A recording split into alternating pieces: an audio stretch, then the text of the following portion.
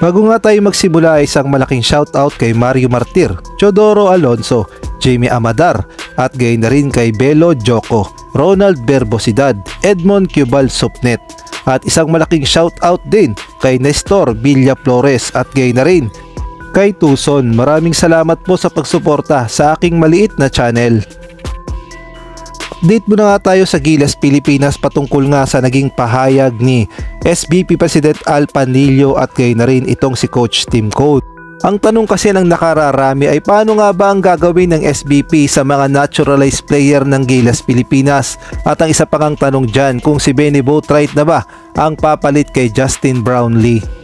At kung atin ngang babalikan ang naging interview dito kay Coach Tim Cone ay nilinaw na nga niya ang mga tanong kung si Benny Boatwright na ba ang papalit kay Justin Brownlee sa Gilas Pilipinas. Well, ang sagot nga ni Coach Tim Cone ay hindi, dahil si Justin Brownlee pa rin ang maglalaro sa Gilas Pilipinas para nga sa paparating na Olympic qualifiers at gayon na rin sa FIBA Asia Cup qualifiers. Si Justin Brownlee kasi ang first choice ng SBP upang maging naturalized player ng Gilas Pilipinas, dahil alam naman natin ang naging sakripisyo ni Justin Brownlee lalong-lalo na sa SEA Games at gayon na rin sa Asian Games. Kaya naman ang sabi nga ni Coach Tim Cone, Justin Brownlee is our guy. Without a doubt, and this is written in stone right now, Justin is our guy. Kaya naman puspusa na ang ginagawang paghahanda ni Justin Brownlee para nga sa paparating na Olympic qualifiers. At para nga hindi siya mabakante, naglaro pa si Justin Brownlee sa Indonesia sa IBL upang lalong makondisyon at magpainit ng katawan, dahil alam ni Justin Brownlee na hindi biro ang makakaharap ng Gilas Pilipinas sa Olympic qualifiers.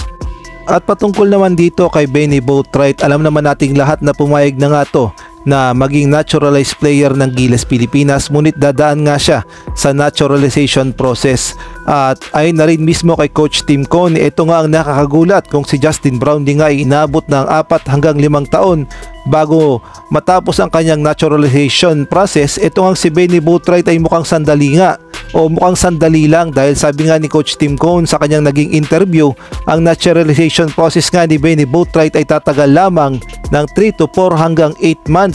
Mukhang minamadali talaga ng SBP na maging naturalized player itong si Benny Boatwright. Ngunit ang paglilinaw naman ni Coach Tim Cone, hindi nga si Benny Boatwright ang primary import ng Gilas Pilipinas, dahil babackup lamang siya kay Justin Brownlee. To naturalize. This could be a process. It's usually a long process, 3, 4, maybe 8 months, and we don't know. It took Justin a long time to get his. So, but it's just somebody else that we, he was excited about doing it, and but without a doubt, and this is written in stone right now, Justin is our guy. And Benny is going to be his backup, just like Justin was the backup to Jordan Clarkson in the World Cup. At kung kayo naman ang tatanungin, sa tingin nyo, maa-adapt ba ni Benny Boatwright ng ganun kadali ang sistema ni Coach Tim Cone, at malaki kaya ang kanyang maitutulong sa Gilas Pilipinas? Maaari kayong magbigay ng komento sa comment section. Sa ibang balita naman, nilinaw na nga ng SBP ni President Al Panlilio ang status nga ng mga naturalized player ng Gilas Pilipinas na kagaya na lamang ni Jordan Clarkson at ni Angelo Cuame. Ang tanong kasi ng mga Gilas fans kung makakapaglaro pa ba itong si kabayan Jordan Clarkson at gayon na rin itong si Angelo Cuame, lalong-lalo na meron na namang dagdag na naturalized player na si Benny Boatwright, tapos naglalaro pa si Justin Brownlee.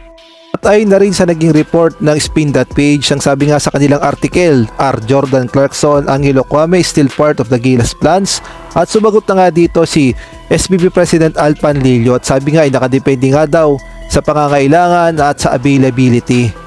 Kung atin kasing titignan ang availability ng ating kababayan, halimbawa na lamang itong si Jordan Clarkson na alam naman natin na mas priority ang NBA dahil nakakontrata nga siya sa kanyang mother team na Utah Jazz. Kaya naman kapag pinapatawag nga ito sa Gilas Pilipinas, lagi na lamang itong humahabol sa Gilas Pilipinas. Kaya naman ang nagiging resulta ay laging kulang sa practice at hindi nga masyado nakakabuo ng team chemistry.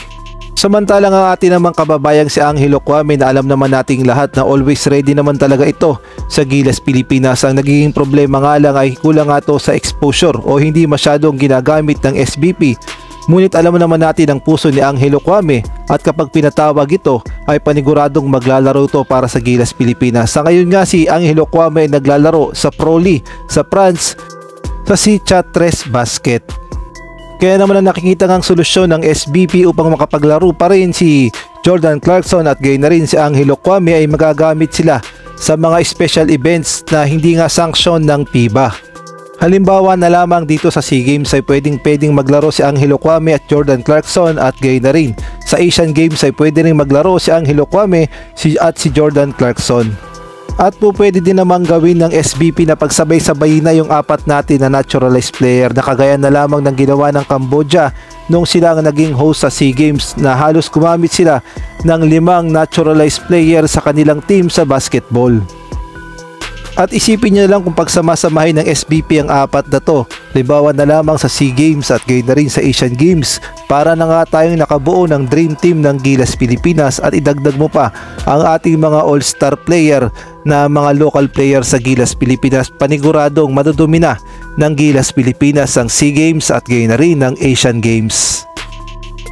Kung kayo naman ang tatanungin, payag ba kayo sa naging solusyon ng SBP na gamitin si Jordan Clarkson ang Angelo Kwame sa mga non-FIBA sanction na kagaya na lamang ng SEA Games at Asian Games, at payag din ba kayo kung sakaling gagamitin silang apat sa SEA Games at Asian Games upang makabuo tayo ng dream team sa Gilas Pilipinas? Maging unfair ba yun o fair ba yun sa mga kagaya nating naglalaro sa Asia na kagaya na lamang ng Cambodia, Myanmar, Thailand, Indonesia, Vietnam? Maaari kayong magbigay ng komento dyan sa comment section.